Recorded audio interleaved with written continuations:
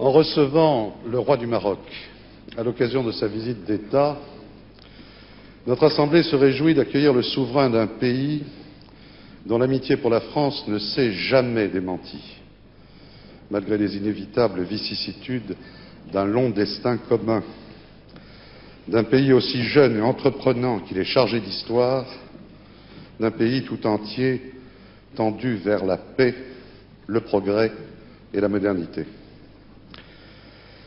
Mais comment, sire, ne pas évoquer en ces instants la haute figure de votre père, restaurateur de l'indépendance du Maroc? Comment ne pas penser avec émotion à ce grand roi qui aimait la France, qui n'avait jamais douté de son relèvement et qui n'imaginait pas que nos deux pays puissent se passer l'un de l'autre? Comment ne pas nous souvenir de ce sultan qui, dès le 3 septembre 1939, avait invité les Marocains à combattre à nos côtés, qui, tout au long de la Deuxième Guerre mondiale, se refusa à tout contact avec les autorités ennemies, de ce compagnon de la libération dont il fut si naturel et légitime qu'il assista le 18 juin 1945 aux côtés du général de Gaulle, honneur insigne, au défilé célébrant la victoire. Et comment, dès lors, ne pas dire à nouveau, 51 ans après, dans cet hémicycle et devant vous, notre respect, notre reconnaissance pour ces magnifiques soldats marocains qui s'illustrèrent dans les Flandres, à Cassino, sur le Garigliano, en France, sans jamais ménager leur peine ni reculer devant les sacrifices, pour nous aider à reconquérir notre liberté.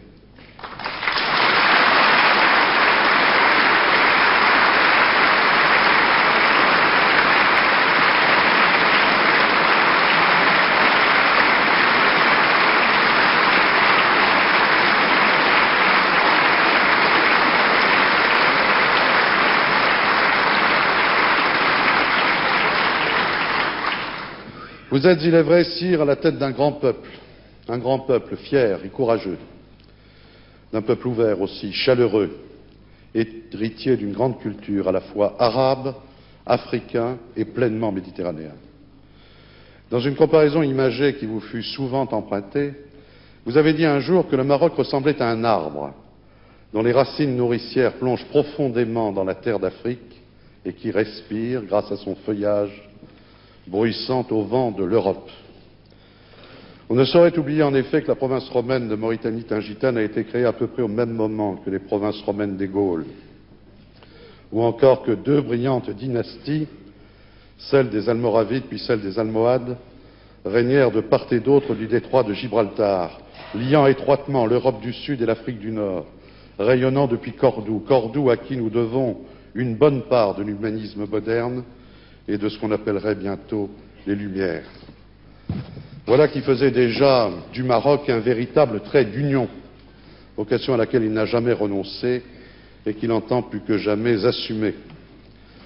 Voilà aussi qui aura contribué à inspirer au Maroc cette conception d'un islam serein et tolérant, ouvert au progrès technique et scientifique, comme en porte témoignage parmi tant d'autres réalisations la grande mosquée de Casablanca.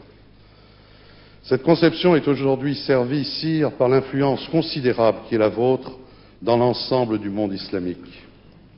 Ce n'est pas par hasard que vous présidez l'organisation de la conférence islamique et le comité Al-Quds. Le sens de l'histoire et de la mémoire qui est votre marque, la volonté de modernité que vous savez allier au respect des traditions qui font l'âme d'un peuple, donnent à vos initiatives et à vos propos une autorité singulière. C'est dire que tout ce qui touche à votre démarche est important non seulement pour votre pays, mais aussi pour l'ensemble des riverains de la Méditerranée. Voilà d'ailleurs qui ne manque pas d'inspirer aux quelques 700 000 Marocains qui vivent en France une attitude souvent citée en exemple et fort bénéfique. Ces Marocains de France nous apportent le témoignage des progrès que ne cesse d'accomplir le Maroc dans le domaine économique, au prix d'efforts méritoires. Le développement est en effet l'une de vos priorités, en même temps que la construction d'un État de droit. Vous avez inspiré un courageux plan d'adaptation riche de promesses sur le plan économique, y compris pour nos relations bilatérales. Vous avez encouragé par ailleurs une politique allant dans le sens de la promotion des libertés publiques. Liberté de la presse, liberté d'association et de réunion, multipartisme peuvent ainsi être vérifiés par tous vos visiteurs. La Constitution adoptée par référendum en septembre 1992 renforce les pouvoirs de votre Parlement avec lequel nous nous félicitons d'être unis par les liens les plus étroits, tandis qu'un Conseil constitutionnel règle désormais les rapports entre pouvoirs publics. La création d'une deuxième chambre, à la faveur de la nouvelle consultation que vous avez annoncée lors de la récente fête du trône, devrait mettre un terme définitif aux discussions relatives au mode de recrutement de la Chambre des députés. La France, vous le savez, conformément aux attentes de sa propre opinion publique, continuera d'applaudir à de telles initiatives. Il n'est guère étonnant qu'adhérant à de mêmes prémices, nos deux pays parviennent à s'entendre sur les dossiers les plus délicats. Et c'est bien pourquoi le président de la République n'a pas hésité, lors de sa visite officielle au Maroc en juillet 1995, à parler d'une relation placée sous le signe de l'exception. Nous apprécions à sa juste valeur l'action menée par le Maroc en faveur de la stabilité de la région et le rôle de médiateur qu'il joue depuis plusieurs décennies. Action et rôle qui ont trouvé leur consécration dans les retentissants succès de la diplomatie marocaine de ces dernières années. Conférence des accords du GATT à Marrakech, sommet économique de Casablanca, sommet de l'organisation de la conférence islamique. Nos deux pays sont également conscients de la nécessité de promouvoir un rapprochement de l'ensemble des peuples qui bordent notre mer commune. Le Maroc, qui a participé activement à la conférence de Barcelone, entend occuper une place à sa mesure dans ce nouvel espace qui devrait aboutir à l'horizon de l'an 2010 à la création d'une zone de libre-échange euro-méditerranéenne. L'accord d'association conclu le 10 novembre dernier avec le soutien empressé de la France est particulièrement prometteur à cet égard. Oui, le Maroc et la France ont bien vocation à œuvrer ensemble à l'avènement de cette zone de paix, de stabilité, de prospérité et de coopération. L'action résolue du Maroc en faveur du processus de paix au Proche-Orient, votre implication personnelle si courageuse, sont d'ailleurs une contribution majeure à ce grand et noble objectif. La relance de la construction du Maghreb au sein de l'Union du Maghreb arabe sera, à n'en pas douter, une autre de ces contributions, car le succès du partenariat euro-maghrébin passe aussi par un essor des relations politiques et commerciales entre les trois principaux États du Maghreb, que tout doit inciter à la bonne entente. Sire, à l'orée du XXIe siècle, en mesurant, vous et nous, le rôle que jouent nos nations, la France dans l'Europe comme le Maroc au Maghreb, en Afrique et dans l'ensemble du monde arabe, nous désignons ici nos responsabilités particulières. Elles sont immenses si nous voulons qu'une véritable communauté se renforce et s'affirme de part et d'autre de la Méditerranée. Nous devons donc plus que jamais resserrer nos liens. Dans l'histoire de nos relations, de nos convergences et de nos actions communes, votre visite en France est ainsi promise à un grand retentissement. Nous nous réjouissons que vous ayez choisi que votre passage à l'Assemblée nationale en soit un temps fort, car ce que vous avez à dire sera entendu au-delà de cet hémicycle et des frontières même de nos deux pays. Aurais-je assez dit, sire, combien vous êtes ici le bienvenu. Vous avez la parole.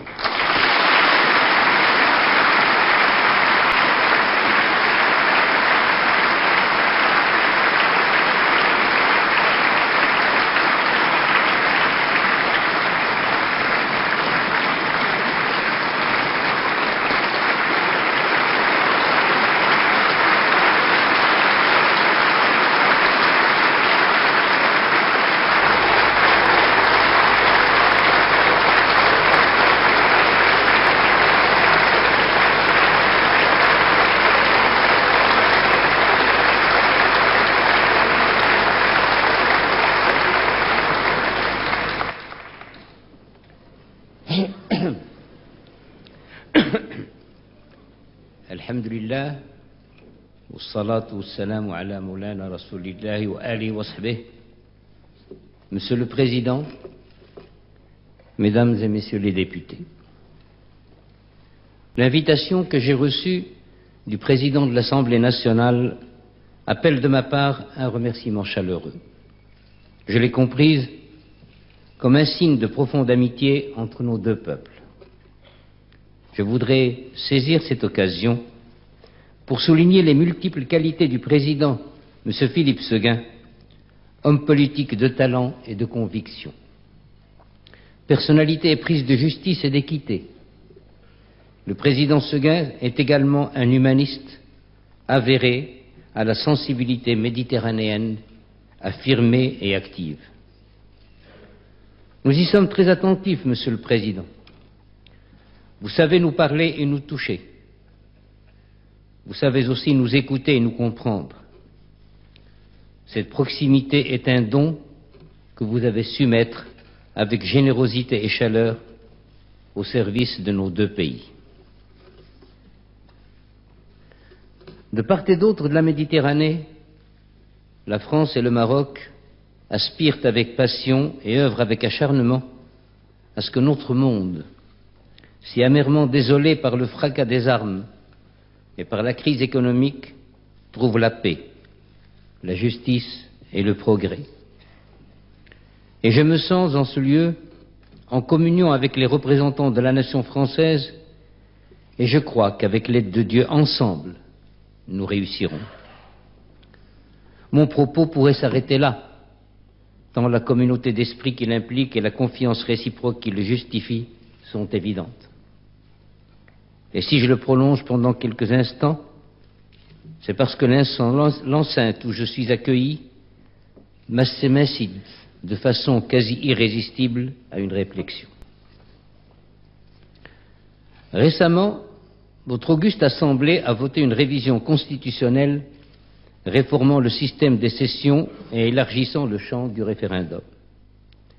Du côté marocain, voici quelques années, en 92, la Constitution a été enrichie par la réaffirmation de l'attachement aux droits de l'homme tels qu'ils sont universellement reconnus, par la création d'un Conseil constitutionnel et par le renforcement des moyens de contrôle parlementaire sur le gouvernement. En ce moment même, se prépare une nouvelle révision tendant à créer une seconde chambre et à donner ainsi une nouvelle dimension à l'institution parlementaire. Elle accentuera encore notre décentralisation, notamment au plan régional.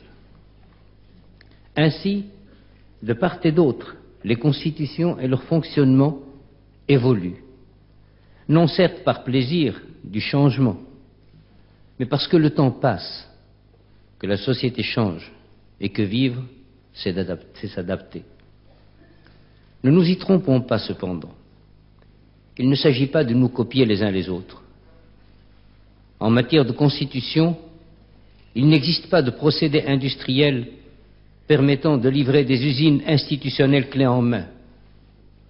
La simple imitation serait stérile.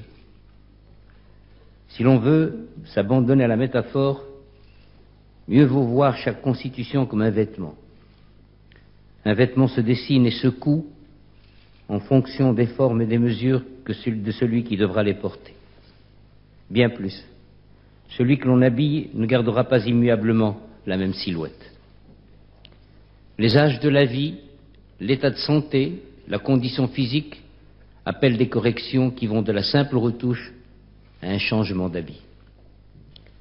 Peut-être un ironiste suggérerait-il qu'un vêtement est aussi une affaire de mode et qu'il ne faudrait pas faire subir aux institutions des mutations de pure fantaisie.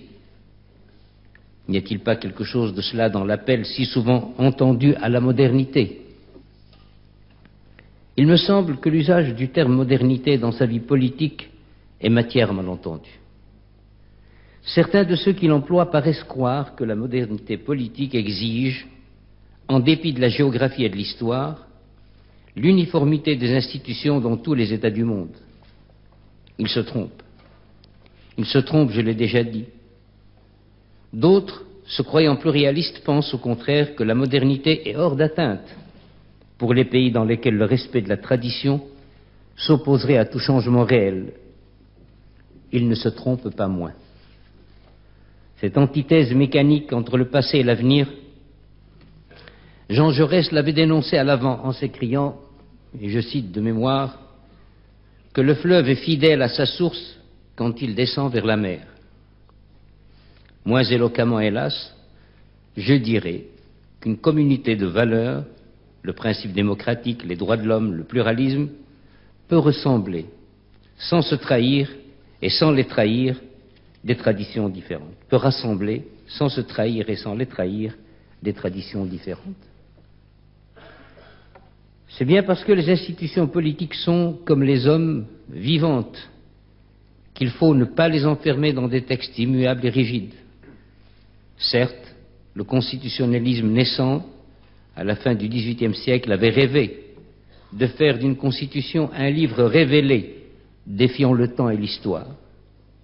Cependant, maints exemples, dont le vôtre et le nôtre, nous ont appris que, sans que changent à tout moment les règles du jeu politique, il existe dans chaque nation une capacité d'adaptation qui est riche de bons usages. Les textes ne doivent donc pas être immuables, ils ne doivent pas davantage être rigides. Il faut certes une règle de jeu, mais elle n'est pas une fin en soi, et le jeu lui-même n'en est pas une simple application. Ce jeu est fait de rapports humains entre les gouvernés et les gouvernants, entre les individus et les groupes sociaux, entre le pouvoir central et les collectivités décentralisées. Ce n'est pas un jeu de robots. Aussi faut-il laisser à ceux qui le pratiquent une certaine liberté, un vrai pouvoir d'invention et, non certes contre les textes, mais à côté d'eux, faire place à ce que l'on appelle ailleurs les conventions de la Constitution. Une démocratie est par définition pluraliste. Elle suppose la pluralité des opinions et des partis, des organes de l'État, des niveaux d'administration, des entreprises publiques ou privées, des organisations sociales ou syndicales. Tour à tour, les divers acteurs politiques ont à faire entendre leurs voix qui sont distinctes et au besoin alternatives, pourvu que sur l'essentiel, c'est-à-dire l'indépendance et l'intégrité nationale, elles se retrouvent à l'unisson. Et quand il s'agit des plus grandes questions, ou lorsqu'il faut faire surgir une décision sur laquelle le gouvernement ou les représentants élus hésitent, le peuple lui-même, s'exprimant dans un référendum, vient couronner la panoplie des moyens d'adaptation. Telles sont les ressources du droit qui sont à la fois la racine et le fruit de la civilisation politique. Elle ne nous livre pas des modèles mais des expériences. Le profit en est partagé entre ceux qui les conduisent et ceux qui les observent. Monsieur le Président, Mesdames et Messieurs les députés, en vous soumettant cette réflexion sur l'évolution des institutions, j'ai voulu rendre hommage à votre Assemblée, organe et instrument majeur d'une constitution vivante, et répondre, pour le Royaume du Maroc, au message de l'authentique et cordiale amitié qu'à travers ma personne, mon pays a reçu. Je vous remercie.